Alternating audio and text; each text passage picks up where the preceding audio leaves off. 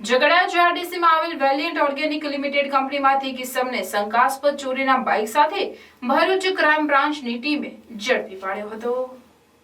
ઝઘડા જીઆરડીસીમાં આવેલ વેલિયન્ટ organic limited કંપનીમાં એક ઇસમ શંકાસ્પદ મોટરસાઇકલ લઈ ત્યાં હાજર છે, જેને શરીરે લાલ કલરની આગળના ભાગે ગણપતિ છાપેલ અડધી બાયની ટી શર્ટ તથા કમરે કાળા કલરનું નાઇટ પેન્ટ પહેરેલ છે। જે બાતમીના આધારે એલસીબીની ટીમે બાતમીવાળી જગ્યાએ જઈ ચેક કરતા બાતમીમાં વર્ણનવાળો ઇસમ નંબર પ્લેટ વગરની કાળા કલરની રેડ પટ્ટાવાળી Hero Honda Passion Pro motorcycle સાથે મળી આવતા તેને કોર્ડન કરી મોટરસાઇકલના બિલ પુરાવા રજૂ કરવા જણાવતા રજૂ ના કરી ગલ્લા તલ્લા